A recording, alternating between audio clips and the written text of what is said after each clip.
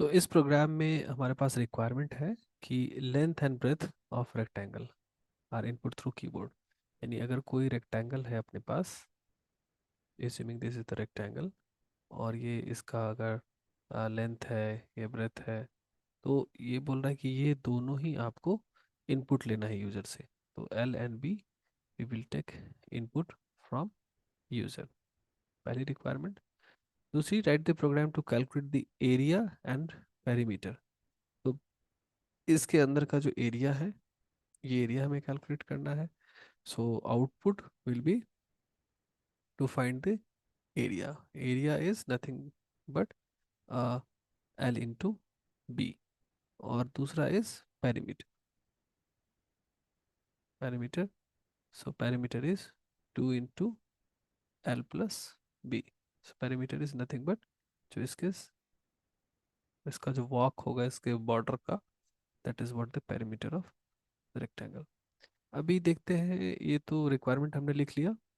अब इसमें हम एनालाइज करते हैं कि एल और बी किस टाइप का होगा, फ्लोट टाइप का होगा या फिर इंटीजर टाइप का होगा। ये इंपॉर्टेंट है क्योंकि ये हमें इनपुट लेना है। इनपुट लेने के लिए हमें स्कैन फंक्शन के अंदर इसका टाइप पता होना चाहिए। तो देखो, कोई भी अगर रेक्टेंगल होगा तो उसका साइड्स 5 भी हो सकता है, 5.5 भी हो सकता है। तो इट इज़ बेटर कि ये दोनों ही जो वेरिएबल है ये फ्लोट टाइप के हों, राइट। अब है एरिया और पैरामीटर जो हमारे वेरिएबल होंगे। अब मैं इसको एरिया वेरिएबल को ए आर बोलता हूँ एंड पैरामीटर को पी आर बोलते हैं। तो ये दोनों वेरिएबल जो हैं, ये दोनों ही वेरिएबल एल इंटू बी यानी फ्लोट इंटू फ्लोट, एक डेसिमल वाला जनरेट होगा मोस्ट प्रोबेबली। तो मैं मान के चलता हूँ कि ये भी फ्लोट वेरिएबल ही होने से बेटर है। और यहाँ भी डेसिमल और वर्टेसिमल वैल्यू को ऐड करेंगे, फिर उसको ट्वाइस करेंगे, तो ये भी डेसिमल वैल्यू जनरेट होने के चांसेस ज़्यादा है।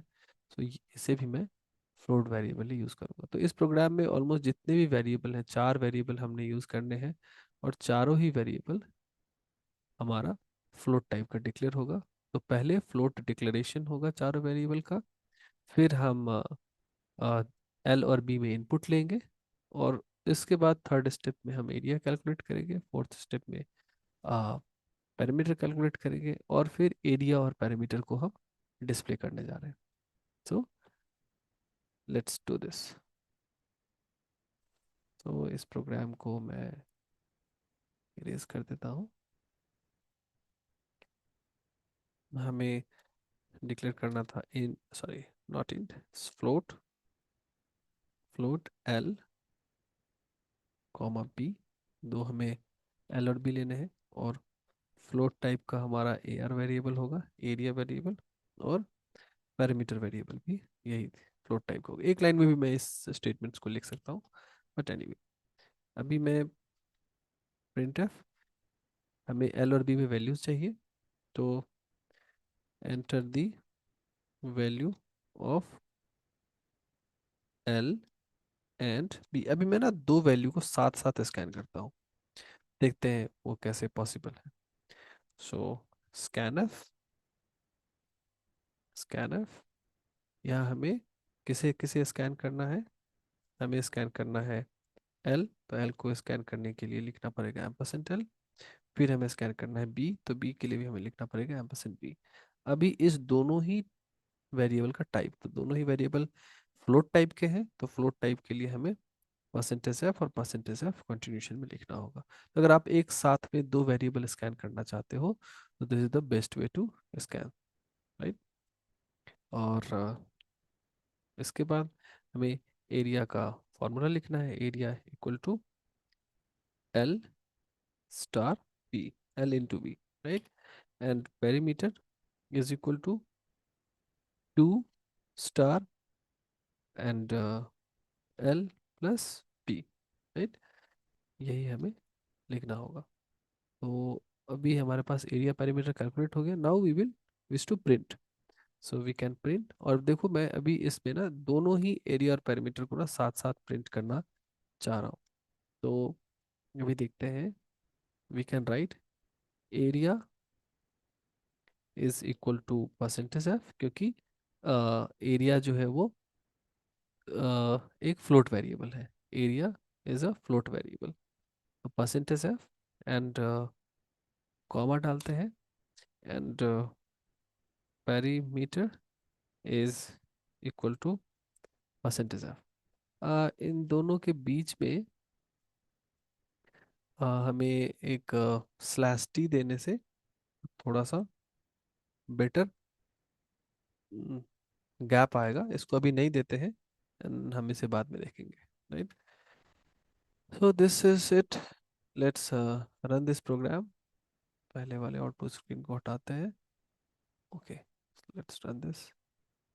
अभी ये पूछ रहा है ना एल और बी की वैल्यू, मैं देता हूँ 5 and 6, और ये देखो एरिया कैलकुलेट करके दिया 0 0 0, पैरामीटर इज 0 0 0। ऐसा क्यों दे रहा है ये? Because L and B scan किया, L into B is A R, और दिस इज ओके, हाँ। क्योंकि हमने इसको बताया ही नहीं कि ये यहाँ और यहाँ क्या कौन सा वेरिएबल रिप्लेस होगा। सो हमें यहाँ बताना है कि ए आर और पहली बार दूसरी वाला जो पैरामीटर है यहाँ पे पी आर की जो वैल्यू है वो जाएगी। So now run this.